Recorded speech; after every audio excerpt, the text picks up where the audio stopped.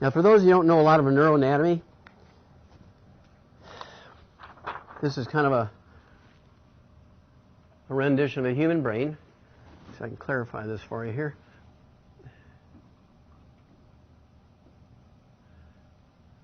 This one here, the hypothalamus, that arrow is pointing right to the pre-optic hypothalamus, the part of the brain that's underdeveloped called hypoplasia, which means underdeveloped.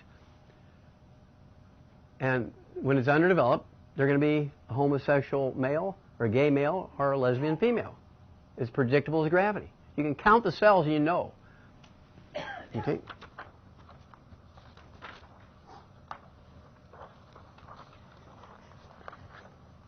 Now I do want to jump in here for a moment. I let somebody copy these things and they bent them all up, so I'm never going to let that happen again. Okay, but I do want to show you a couple more things here when it comes to congenital events in the human brain.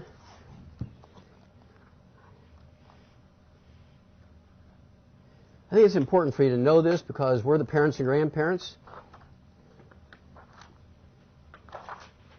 It's not God versus science, because God invented everything, even science, right? 1953, these two guys, one guy was an American, James Watson, the other guy was a British guy, Francis Crick. Watson and Crick, 1953, they came up with the double helix structure of DNA. 9 years later, 1962, they got the Nobel Prize for it. They really thought they had it figured out. They said, we now know what God knows about humanity, was their quote. All we have to do is be able to figure out how to make the normal gene replace the bad gene. We can cure every disease. Of course, here's a chromosome. Really cool. These are telomeres. This will become important a little bit later. Telomeres.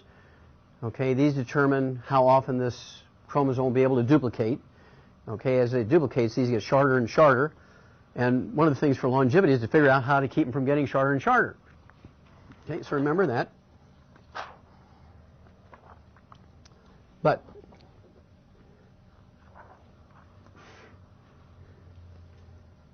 back in the old days, rich people, royalty, very wealthy merchants used to make collections of birth defects. Cleft palate, cleft lip, spina bifida, hydrancephalus, the brain was hanging out of the head, too many fingers, not enough arms, you know, all that kind of stuff. They would save them in bottles of wine and alcohol and stuff, kind of a collector's item. My collection's bigger than your collection kind of thing. And those collections, 30,000 babies like that, 60,000 babies, you find them in all the European medical schools. They go back thousands of years, those collections. How many of you have heard of identical twins? Now, come on, I'm going to ask that again. Raise your hand. How many of you have ever heard? Okay, that's better. Identical twins. Now, you'd think identical twins would be identical, but they're not. DNA-wise, they're identical. DNA-wise, they're identical. You can't tell the difference. You do DNA testing, they're exactly the same. When you look at them, these two look like sisters to me. They don't look identical. This one's an inch shorter than that one. This one's face is wider. This one's face is longer. Even though she's shorter, her face is longer. Look at that. Okay? This is kind of a crazy situation. Their hairlines are different. And so they look like sisters to me. This one being the older one would be my guess if I didn't know they're identical twins. This whole issue of the National Geographic goes into this. It says, twins alike but not alike. And this goes back to the term epigenetics. How many of you heard of epigenetics? Okay, a couple of us. Okay, epigenetics. You'll learn that term. Okay, epigenetics are things that influence how your genes perform. Okay? Your genes do not sit in isolation. You can't take a handful of genes and throw them in. These would be perfect genes and just duplicate perfectly, right? You can take a handful of these perfect genes, throw them into a bucket of saline solution, say, okay, genes, go to it, duplicate. They're going to be like the tar baby. They ain't going to do nothing because they need raw materials, substrates, they need energy, right? They need all kinds of stuff. They need cofactors to make things work. Any of those things missing, they don't work. You put food on a table, this twin's going to eat differently than that twin. Even though the same food is on the table, I don't like icky broccoli. Oh, I love broccoli, you know, kind of stuff. And so they affect how their genes will react based on what they're eating or not eating. Now, in the first 91 days of pregnancy, everything is formed. The embryo, the human embryo, the animal embryo, is moving along an assembly line, kind of like the Ford cars. And if the guy who's supposed to be putting on the the fuel pump into the engine, you know, has to go to the bathroom, he has to take a pee, he goes back in the back and he doesn't stop the line, doesn't say, hey, come fill in for me while I'm doing that. He might come out and 15 cars are going by then. So at the end of the line, there's 15 cars without a fuel pump. Because one of the pieces was missing during that time, right? Well, the same thing is happening to human babies. After the first 91 days, when the baby's forming, everything else is just growth. By 91 days, you got what you got. There ain't going back. There are some exceptions, but not many. Now, Sarah Palin, whether you liked her politics or not, she was a sexually active woman who is over 45 years of age, very high risk of having a Down syndrome baby. Now, her OBGYN should be put in jail forever. Because he should have said to her, you know, Sarah, you're going to be out on the road out there eating hotel food and rubber chickens and all this kind of stuff. You'll be taking some serious vitamins and minerals because at your age, you're still cycling, you're sexually active, you better be taking the 90 essential nutrients. You better be taking all known essential nutrients, otherwise you're at a high risk to have a baby with Down syndrome. The OBGYN never said that. Never offered her any advice. And so, guess what happened to Sarah Palin? She had a baby born with Down syndrome. That OBGYN should go to jail. Then that would never happen again. But there's no consequences. Even for the governor of Alaska, even for the vice presidential candidate of the United States, her doctor screwed up that bad, and he didn't lose his license, didn't have his license suspended for 3 seconds, wasn't fined as much as a traffic ticket. There's no consequence. And this will happen over and over and over and over. Oh, just what bad luck. No. It's bad or lack of advice. You wouldn't tolerate that kind of service from anybody else, from any other industry. In the old days, they'd be burned at the stake. The doctor would have been burned at the stake in the old days. A couple more and then we'll get back on the track here, but these are too much fun. Oh, here's the ones I've been looking for. The human brain, as it's forming, this is at 3 weeks of age, and this is when homosexuality occurs at that 3-week to 4-week level in here, when the hypothalamus is forming. And as the brain is going down the assembly line to get to this at 6 months of age, it requires a lot of stuff. I'm one of the guys that sued the FDA over folic acid. Without me suing them, back in the 90s, they still wouldn't have folic acid and prenatal vitamins. There would still be a high risk of spina bifida. I'm one of the guys that sued them for that. Okay? And so I'm very familiar with this kind of stuff.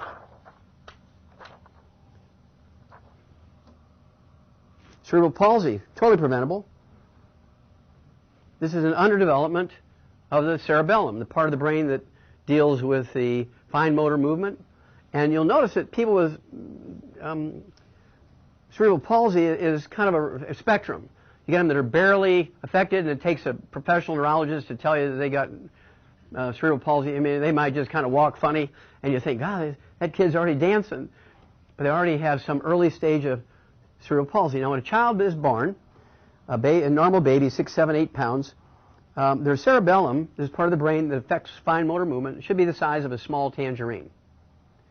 When they have cerebral palsy, that cerebellum could be the size of a plum, which is like 30% smaller. They're going to have cerebral palsy. Or they could be the size of a walnut, which is 60% smaller. They're going to have this type of cerebral palsy. Oh, he's got cerebral palsy kind of thing.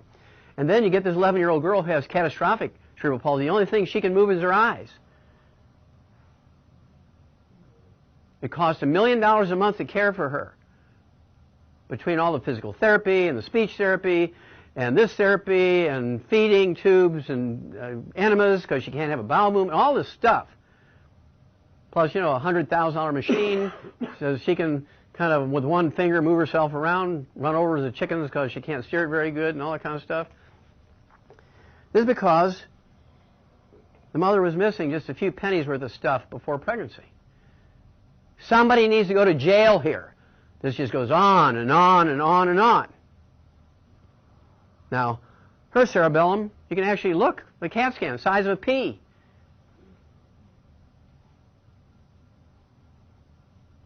Her mother had severe deficiencies for longer periods of time, so that piece went down through that 91 days and never got enough to develop.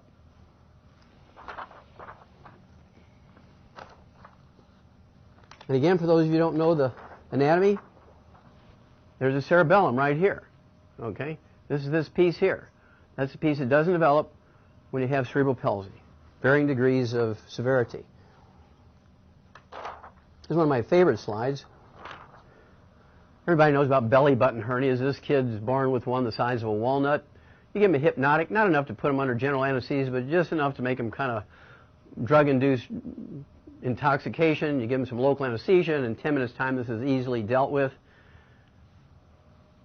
But here's another belly button hernia. This one, probably mama was missing some zinc for a week as the embryo goes from a disc into a tube, and this piece didn't get zippered up during development.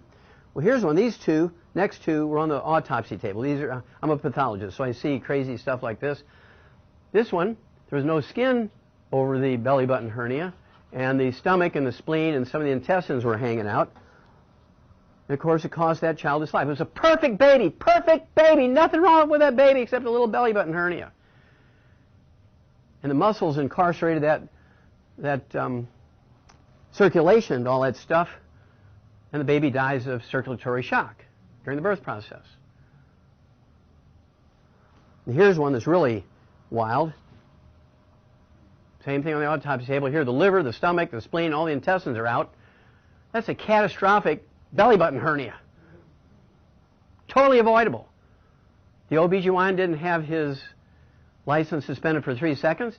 Didn't have to pay a parking ticket. Got to walk. Now, if a mechanic scratches your car while he's rotating the tires, you sue him. Oh, this was just an act of God. No, it wasn't. It was a failure of the system. Same way here. You can find a good Christian doctor who would volunteer his time to sew up these kids. You can go to the Save the Children fund and get the $250 each for the anesthesia and the suture material. But all of this is totally preventable. Rich women, poor women, middle-class women all have babies with cleft palate and cleft lip. It's a simple nutritional deficiency of the embryo when it's closing up as a tube.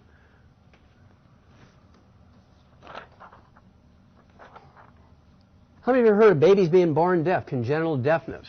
Very common. It's a deficiency of a single mineral, manganese.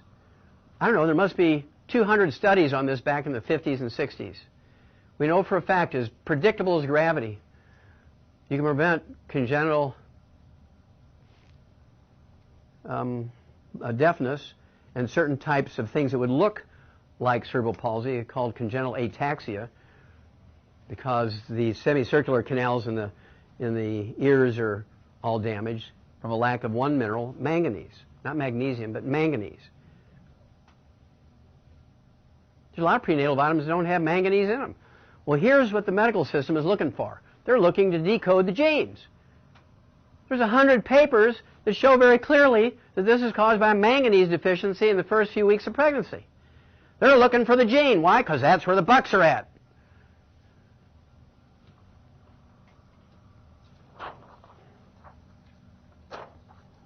Another one of my favorites, and we're going to take after they clear up all these terrorists in Russia, we're going there.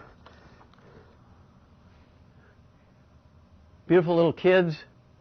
In this little village in Russia, each year, 50% of the kids there are born with 100% of this birth defect. You'll know what I mean in a second.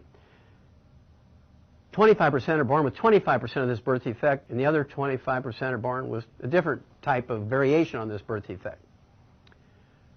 The doctors there tell them it's a genetics caused by radiation from the power plant 700 miles away. Caca. You know, that's a scientific word. Caca. Now, most people look at these kids. They're so cute, you don't really see the birth defect at first. But each of these kids is missing their left forearm.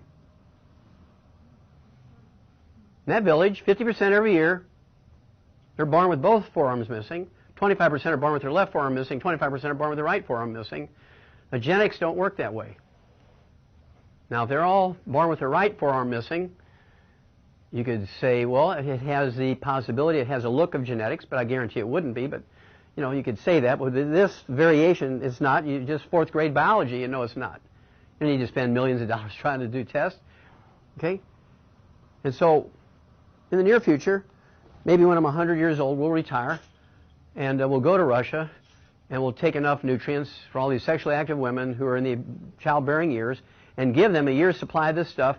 And that year, there will never be a baby born with that, but I guarantee you, the special nutrient called zinc is missing in that soil. This is type of limb deformities are caused by a zinc deficiency. Somebody needs to go to jail. Now, you know, there's all of these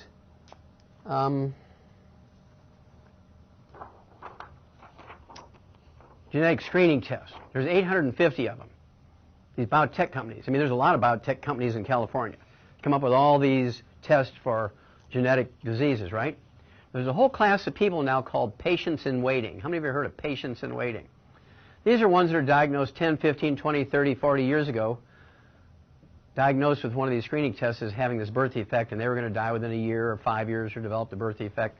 And here we go 40 years later, and they don't ever get it. This little girl, doesn't she look bored? Even her dog looks bored. She's waiting.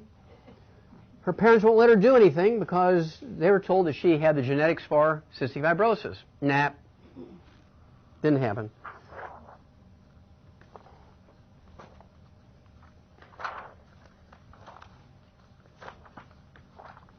One more, and then we'll move on to the stuff that you came to hear. But I think you, as parents and grandparents, you need to hear this, because when presents are due, giving somebody a $50 Macy's gift card is nice, but it's not going to protect your kids and grandkids from these types of problems. You better be giving them the 90 essential nutrients. That'll be the best thing you can do. You'll add 25 to 50 healthy years to your life. You'll prevent all these birth defects. You're going to have to do it because the medical system's not going to do it. The government's not going to do it. You've got to do it. If you don't step up to the plate, then shame on you, because you can't unlearn what you just learned tonight.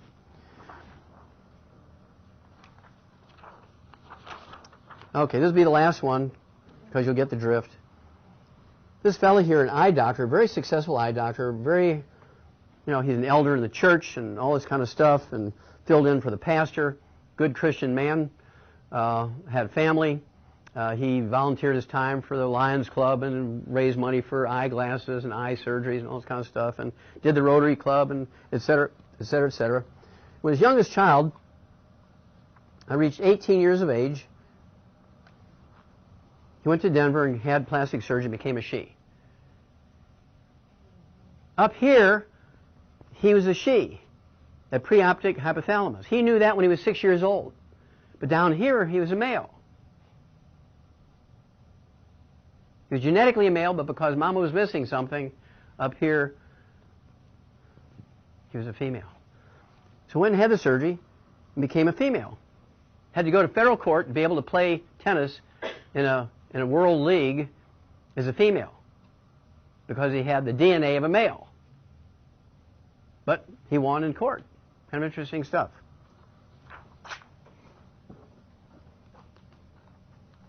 Kind of wild stuff. Makes you think, doesn't it? That was Renee Richards. Yes. Yeah. Exactly. And I know the guy who paid for him, gave him a grant to go to school to become an eye doctor. He's one of my patients. He's a billionaire. He's one of my patients. Okay. How many of you have heard of AARP? Okay. This is an issue of their monthly bulletin cover article, March 2012, a year and a half ago. The worst place to be in America when you're sick is an American hospital. I'll show you why they say that. I took two things out of the article, so you know where they're coming from. The number of American patients who die each year from American hospital errors is the same as 4 jumbo jets crashing each week. They say there's 1,500 people. That's 3,000 every 2 weeks. It's 6,000 a month, 72,000 a year. How many of you would fly commercial airlines if you knew that they killed 72,000 passengers every year? Nobody would fly. And yet you still go to a doctor. Now you think about it. They kill 72,000 of their customers every year from just simple mistakes. Hello? They don't even get their license suspended for 3 seconds. Nobody goes to jail. They don't get a parking ticket. People say, Wallach, why are you so rough on doctors? My wife is a microsurgeon from Harvard, for God's sakes. Why am I so rough on doctors? Well, if they didn't give me the material, I couldn't do it, could I? This is not my figures. Newsweek magazine cover article. The one word that will save your life in a hospital in America is a 2-letter word that every 2-year-old knows. No! You failed 4 rounds of chemotherapy. We have this new experimental drug we want to use on you. No! How long do I have to live? Well, without this drug, you might live 2 weeks. Good, send me home. If you only have 2 weeks to live, wouldn't you rather be in your own home with your own bed, with your cat on your lap, and your grandkids hugging you, you're passing on your advice to them, instead of dying in the hospital being poisoned by a bunch of money-crazed doctors? Doesn't that make better sense? If they say you only have 2 weeks to live, say, bye-bye, boys and girls, I'm going home so I can hug my grandkids. Instead of your grandkid comes to see you in the hospital and they say, honey, you can't see Grandma right now. She's busy being killed by the doctor.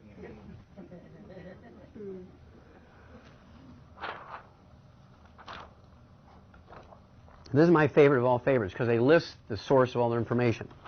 This is a full-page article in the USA Today, came out February 5th, 2007, and the information was based on the basis of the article. The title is self-evident here, Patient Protect Thyself. And they said the sources, and it came from the Institute of Medicine, the Journal of the American Medical Association, the Center for Disease Control, the federal agency that tracks all this stuff. I mean, we're talking extremely respectable stuff. The Journal of the American Medical Association is the most reputable medical journal in America, maybe even the world. Most highly respected. I mean, even if you don't like doctors, you've got to admit to that, right? So that's where they got the information from. What they said was in this, it was a full-page article. I had to chop it up to get it on here. They said each year in America, yearly, American doctors kill, injure, and infect 15 million of their customers in their workplace. They kill, injure, and infect 15 million of their customers in their workplace.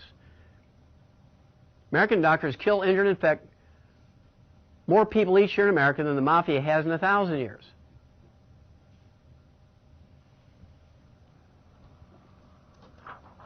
You're quiet because you get it.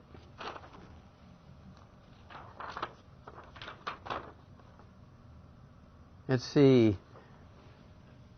This one is from Wednesday, November 2012. Johnson & Johnson to pay $2.4 billion in hip implant suits. This represents 10 million hip implant patients. Why on earth would you get a hip implant? Insurance pays. As I say, the worst possible thing for human health in America was the insurance system. It causes this to be attractive to people. Your doctor says, well, you don't fit that profile. You'll be fine. Oh, okay. And you die during surgery. Or you get an infection. They amputate your leg at the hip. Or the thing breaks apart in you, and they have to go back in there and deal with it. Oh, so you get $20,000. Yahoo.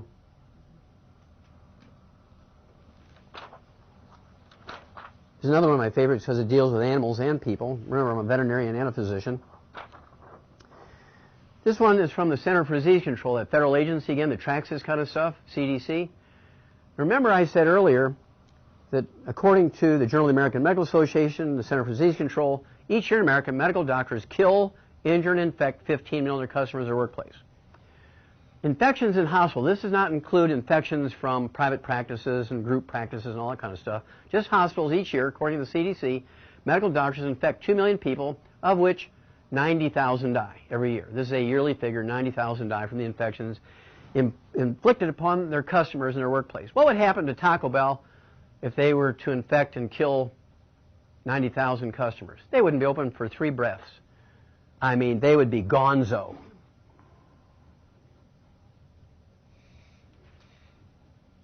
You think about it. You make sure you'll vote for somebody because they'll vote you in insurance that'll pay the doctor. Can anybody name an insurance policy that prevents or cures disease? You see, insurance just pays the doctor when you screw up. Insurance doesn't protect you from disease. It just offers you up on a plate to the doctor. Oof. Well, how does that happen? How could that happen? Well, it happens because doctors wear the same white coat, the same trousers, the same pantyhose, the same shoes, room to room to room, dragging pee, poop, blood, pus, snot, slime, bacteria, virus, fungus, and yeast from room to room to room. Now, how can I say that? If I say something as outrageous as it is, you know I can always back it up. Because I spend so much time in federal court attacking the FDA, they would love to get me, so I'm always very careful, right? Yes. Okay. Well, that was March of 1998. In August of 2012, 17 years earlier, they identified one bacteria called C. diff, Clostridium difficile. It's only found in human poop. It's a human poop bacteria. Of those 90,000 people who are killed each year in hospitals, 1/3 of them, 30%, 30,000, are killed by this one bug, human poop bug. Now, what would happen if Iran or North Korea were to send over an intercontinental ballistic missile with a biological weapon in it? Hit the big population centers like LA, Chicago, Dallas, New York, Newark, Philadelphia, Atlanta, Miami. And they'd infect 2 million in these high population centers and kill 90,000. Would we send those people a Christmas card? Would we send those people chocolate to win their hearts and minds? No. Even the most ardent anti-war protester would fight you to be the one to push the button to vaporize those people because they just killed their grandma. And yet everybody wants to go to their doctor because insurance pays. Now, to show you how bad this is, in 1993, there were 85,750 of these infections from C. diff, Clostridium difficile, human poop bacteria. 17 years later, in 2010, it went up 400% to 346,800. What does that tell you? It tells you the doctors don't give a rat's tail. They don't care. There's no consequences. It went up 400%. Why should they wash their hands? There's no consequences if they don't. You know, Frank, I killed 7 people today. Don't worry about it. Don't worry about it. We're all in the same boat. Just have another martini and relax. See you on the green. See, now, if they were doing something to stop all this, the chart should look like that, shouldn't it? But it looks like this. What is the date on this? Again, this is August 2012. This is not 100 years ago. It got so bad in 2013, it was a big article in the Wall Street Journal. It's never too awkward to ask. Have you washed your hands, Doc? Back off! You dirty pig. Get out of here. I didn't see you wash your hands. If you ever have to go to a doctor's office, carry a water gun full of urine. He comes in without washing his hands, just spray him. See how it feels, pig. That'll turn him around a little bit, wouldn't it? Now, here's one of my favorites. This, I go to Canada a lot. They get free medical care. Why do they invite me to Canada? Because just because it's free doesn't mean it's good. Now, Rita McNeil was the kind of on record, most people didn't know what she looked like, but on record,